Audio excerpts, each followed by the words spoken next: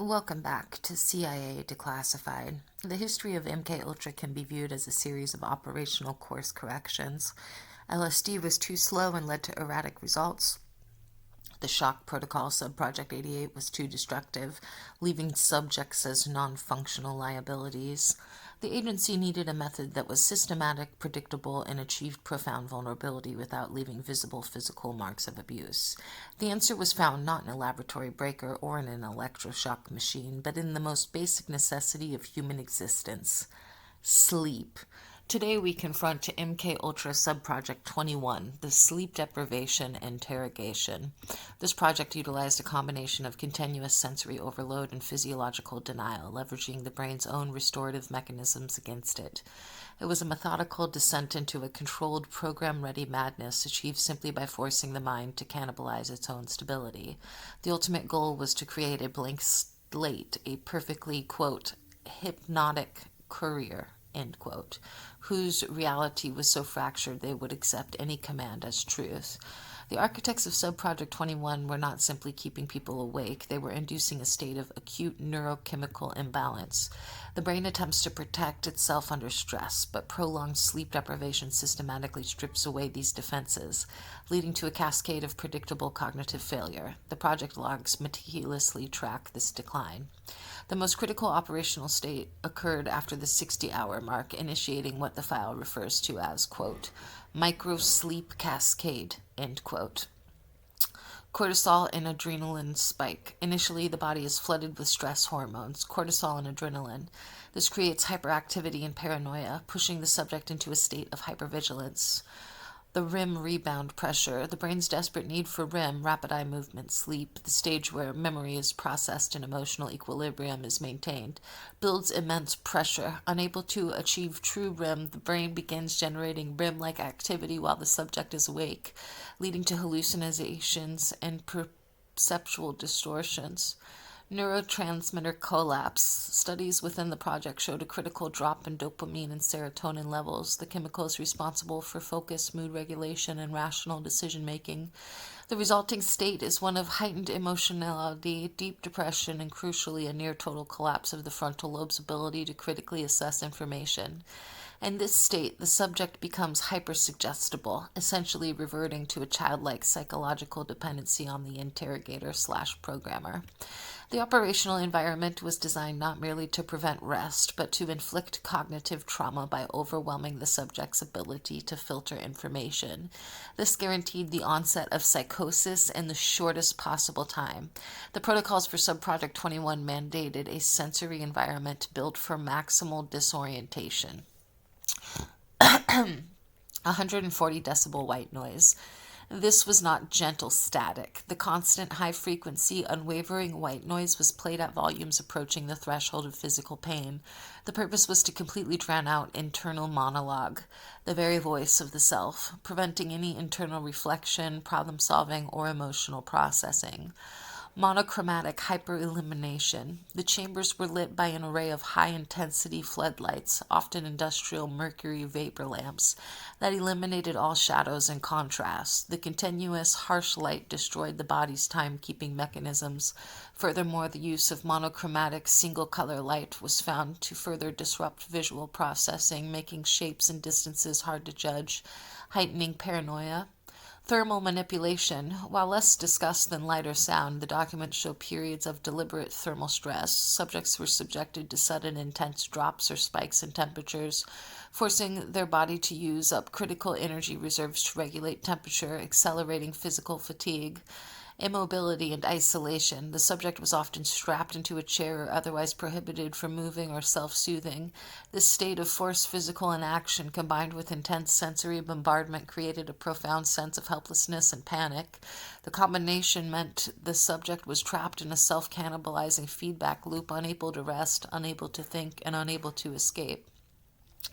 The documents for MKUltra Subproject 21 are characterized by broad systematic redactions, suggesting an institutional imperative to conceal not just the failure of the project, but the criminal nature of its scope.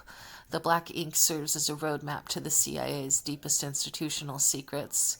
Redaction Category A, the non-consensual subjects list. What is redacted? Long list of names, identification numbers, addresses, and dates of acquisition for subjects categorized as non-consensual or involuntary transfer.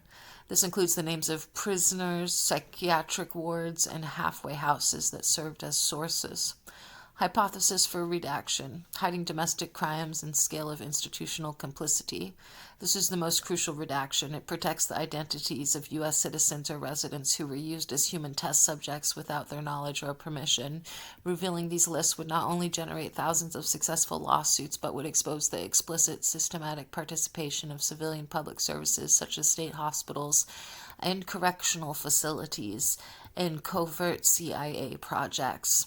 Redaction Category B, the permanent injury tally and final disposition. What is redacted? Numerical figures and detailed medical summaries titled, quote, total irreversible injury count, end quote, and, quote, long-term custody requirements, end quote. This black ink specifically covers all reports detailing irreversible psychological harm, severe catatonic states, and subject deaths directly attributable to the protocol. Hypothesis for redaction, concealing the irreversible human cost and failure rate. While the public understood MKUltra was unethical, the scale of permanent disability and death is the ultimate political liability in all of its subprojects. The CIA needed to conceal the fact that Subproject 21 was, by objective standards, catastrophically damaging to the human mind. The redaction prevents the quantification of the failure, the high number of permanently disabled subjects who required indefinite state-funded institutional care, proving the project's operational negligence. Redaction Category C, the post-operational disposal procedures. What is redacted? Detailed protocols for subject re-entry and terminal transfer that outline how severely damaged subjects were to be moved from the experimental site back into the public or institutional sphere. These sections often refer to the use of, quote, memory suppressants, and, quote, institutional liaisons, and, quote, paper trail elimination.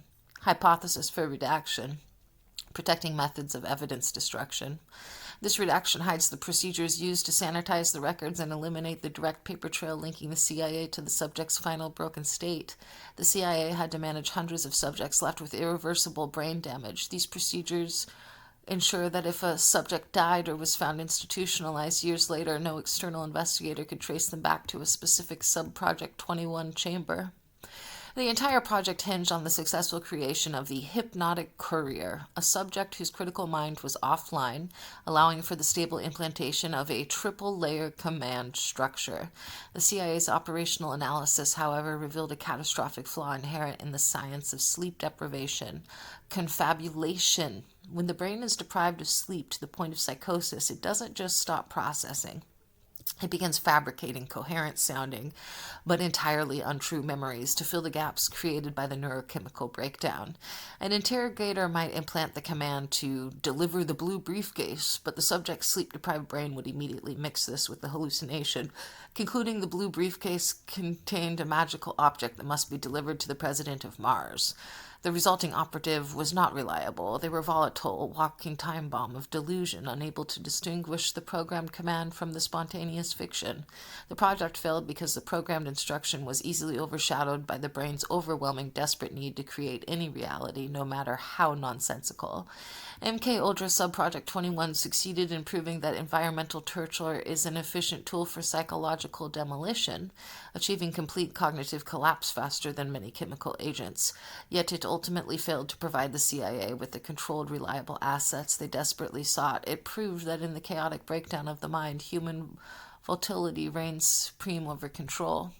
We have now examined the spectrum of trauma, chemical, electrical, and environmental. Next, we turn our attention to the attempts to weaponize human relationships and trust itself. We will analyze the documents for MKUlTRA Subproject 12, the Psychosocial Contagion Project. This project, often overlooked, focused on using highly trained, charismatic operatives, often young women, to infiltrate subject groups and disseminate specific behavioral, emotional, or ideological contagions through sustained, high-intensity social interaction. The goal was to study how manipulation could spread through a small social networks to affect the collective decision-making. Could the CIA truly weaponize charm and influence to create mass hysteria or programmed loyalty? Join us next time for CIA Declassified, MKUltra Subproject 12, the Psychosocial Contagion Project. Until then, understand the depth of the shadow government, maintain your vigilance, and keep your critical thinking sharp. I'll see you in the archives.